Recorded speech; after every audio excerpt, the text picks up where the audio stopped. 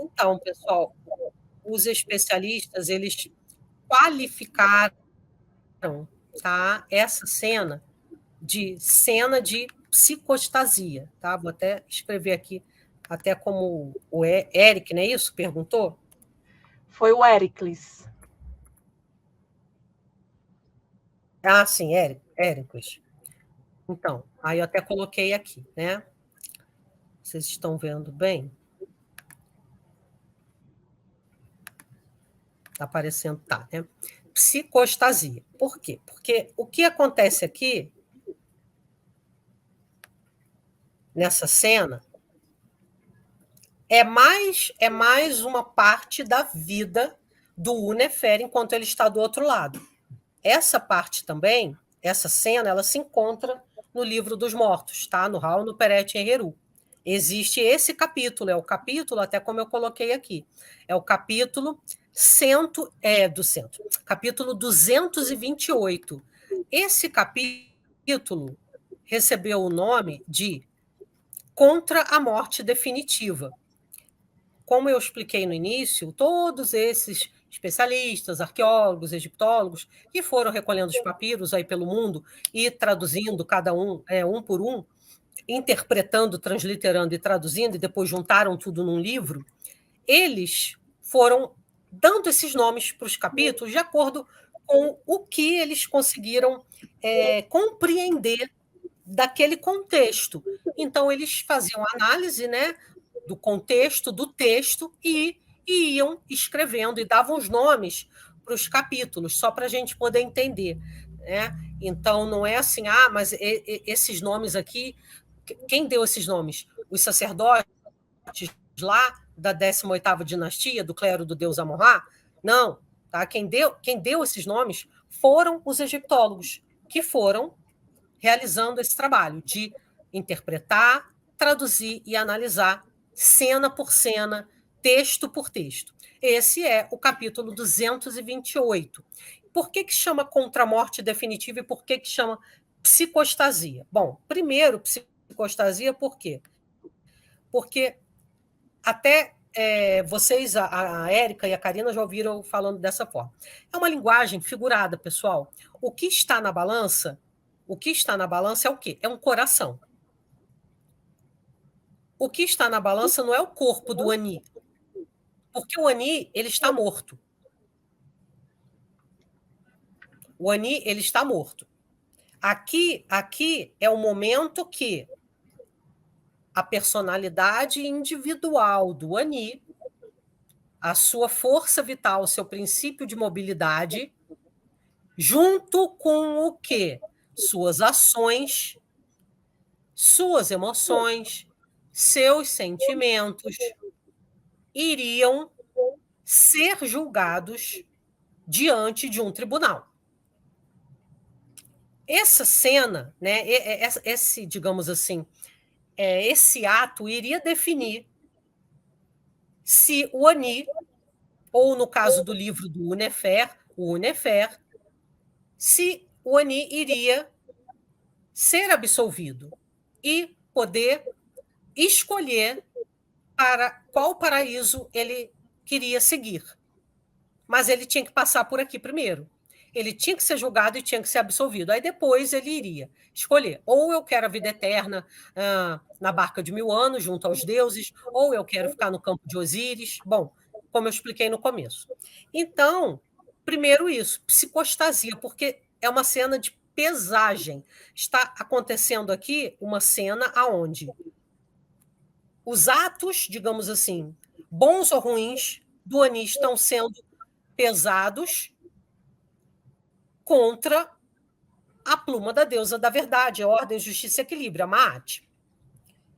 Só que, como eu expliquei antes, aqui é uma linguagem figurada. Esse coraçãozinho é o coração Ibi, é o coração do morto, o coração Ibi. Nesse coração, eu vou até aumentar um pouquinho para que vocês percebam que tem um desenho bem pequenininho nesse coração. No coração,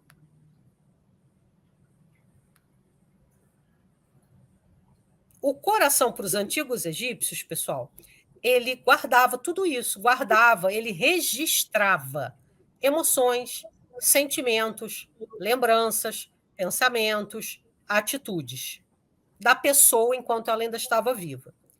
Se caso, né, isso eu acredito que vocês já tenham lido ou visto em outro momento. Caso o coração pesasse, por que pesasse? Caso ele tenha tido, praticado atos duvidosos em vida, ele não seria absolvido, porque o prato ia ficar bem mais pesado do que a verdade, a ordem, a justiça e o equilíbrio. Ou seja, se o Ani praticou em vida atos que possam ter, de alguma forma, ido contra esses princípios básicos que norteavam a sociedade egípcia antiga, ele vai ser punido. Então, a pena ela representa exatamente esses princípios. Tudo no Egito era ligado a equilíbrio, ordem. Sem a ordem, o que havia? Caos. Papel do faraó enquanto líder político: afastar o caos, afastar a escuridão, a desordem. Ou seja, afastar fome, afastar guerra, afastar invasores. Ele tinha que zelar pelo equilíbrio. Todos tinham que ter comida, bebida, ofício, ou seja, trabalho. Todos tinham que ter o que comer, ou seja, as colheitas tinham que ser boas. Os deuses tinham que ser honrados nas datas do calendário faraônico, receber as oferendas. Então, tudo tinha que correr de acordo com os princípios que norteavam essa sociedade, de ordem e equilíbrio. Caso esse Ani ou o Nefer tenha agido contra esses princípios, ele não vai sair dessa sala vencedor. Tá? Ele não vai sair dessa sala vencedor. Então, o coração representa a pessoa. Lembrem que, para os egípcios, o representava o todo. O que eu quero dizer com isso? O coração, uma parte, tá? O coração era uma parte da pessoa. Assim como o Ba, lembra do Ba que eu falei lá no início? Uma parte já representava o todo, o ser humano por inteiro. Então, não precisa, o corpo todo do Ani está aqui.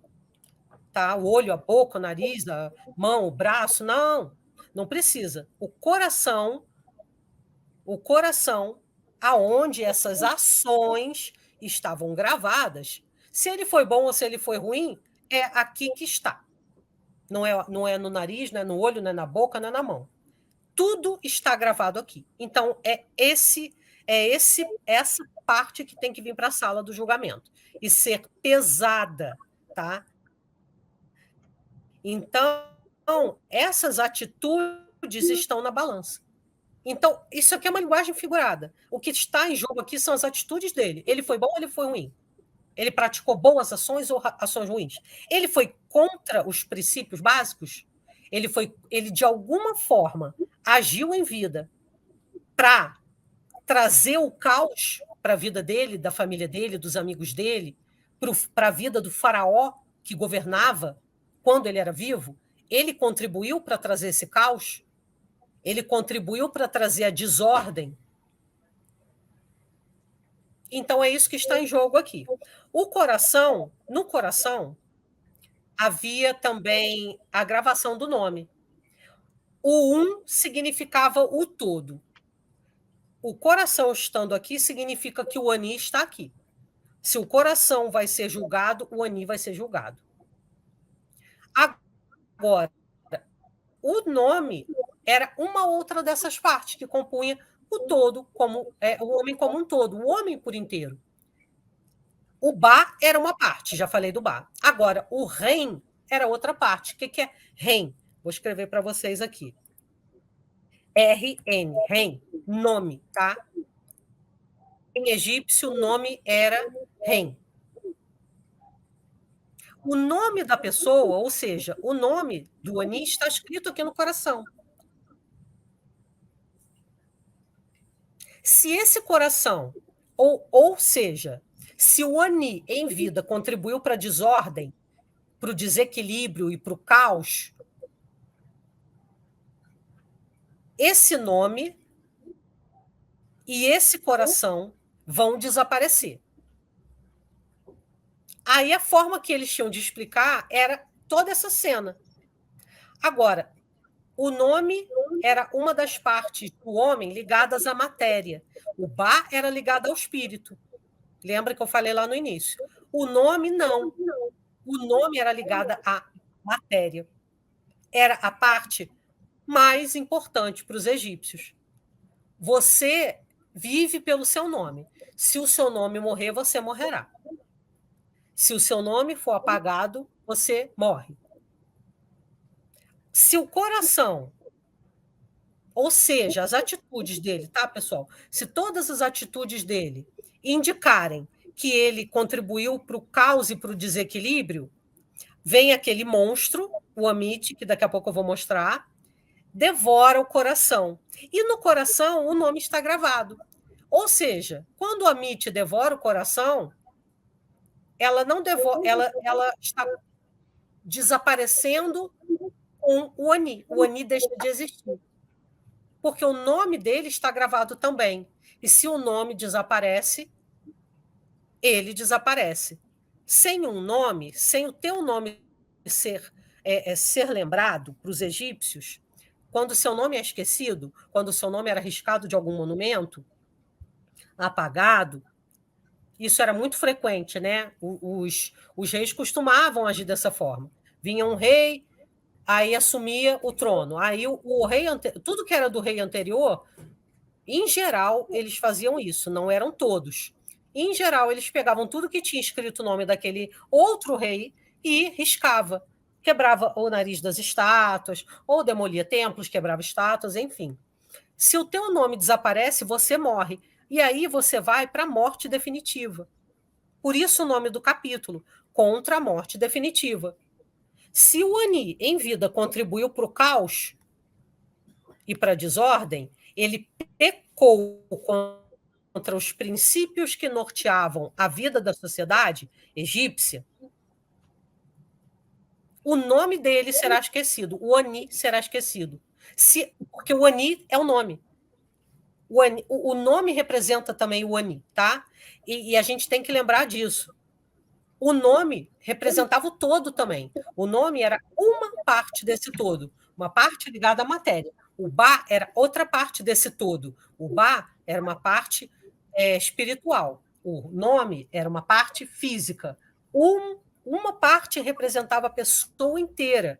Se o nome deixa de existir, a pessoa vai para a morte definitiva. Não será lembrado. Porque como que vão te chamar se você não tem um nome? Você vai ser lembrado como se você não tem um nome?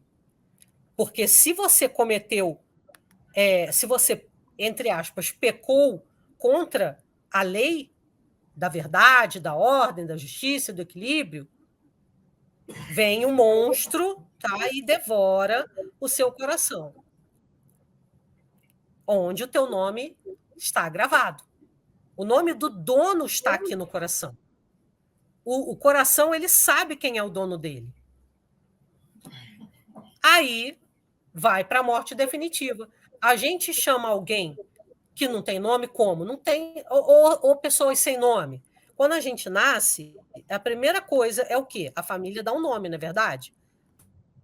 A primeira coisa, né? Por exemplo, né? Minha mãe, quando ficou grávida, a primeira coisa que ela pensou antes de comprar roupinha, comprar enxoval, comprar tudo, a primeira coisa que ela pensou era o quê? Um nome. O nome te define. O nome faz com que você exista. Chama o nome em voz alta e a pessoa, de alguma forma, magicamente está viva na outra vida, está viva no além. Eles acreditavam dessa forma. Vá para a frente da tumba do morto, você vai ler lá. Na tumba tem escrito o nome do dono da tumba. Você vai ler lá o nome dele. fica parado repetindo o nome dele em voz alta. Magicamente, essa pessoa, primeiro que ela está recebendo oferenda. Ela não vai morrer de fome, não vai morrer de sede no além. É uma questão que eles acreditavam. Segundo, ela está viva. Deixou de falar, deixou de ser lembrado, seu nome parou de ser pronunciado, você vai para o escuro, para a escuridão, para o vazio. É como se fosse o Num. O que era o Num para os egípcios? Aquele oceano escuro, com aquelas águas paradas, profundas, inertes. Não havia nada antes do nascimento do cosmos. Não havia nada, era um nada. Coisa nenhuma, um vazio. Então, essa pessoa vai lá para o vazio, acabou. Por isso, a morte definitiva, tá? Então, aqui nós observamos mais uma vez o Anubis. Então, por que ele está mexendo aqui? Né? O que ele está fazendo aqui? Ele está afinando o fiel da balança, para que não haja possibilidade de engano, para que ela não penda erradamente para um lado ou para outro lado. Então, ele afina o fiel da balança para que não haja trapaça. Olha só, até isso eles pensavam. Não pode haver trapaça no julgamento. Aqui, como eu falei lá no início, o Ba. Tá? Que vocês viram lá no início, olha. O pássaro com cabeça humana. E aqui, em cima da balança, é a divindade Tote. Esse animalzinho que está aqui, tá? Essa figurinha, é o deus Tote. Esse aqui, o deus Tote.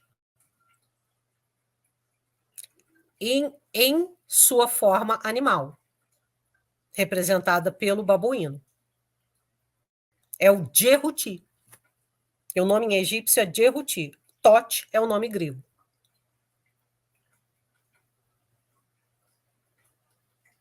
E aqui em cima, tá? Os juízes sentados em seu trono, cada um deles. Aqui em cima, olha, Osíris. Aqui, na frente de Osíris, Ra-Harakht ou Ra-Or-Akht. Também. Aqui atrás, Ísis. Aqui, Maat.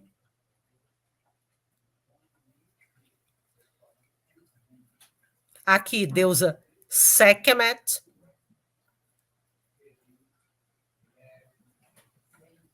E nesse cantinho aqui, olha, o Tote, Djehuti. O que ele está fazendo aqui? Ele tem na mão dele, nas mãos, né, as ferramentas do escriba. As ferramentas que o escriba utilizava para trabalhar. O pincel e o bornal. E ele está registrando com o seu pincel e com as tintas preta e vermelha todos os acontecimentos, tudo que está acontecendo aqui sobre o Ani, o Tote está registrando, o Djehuti.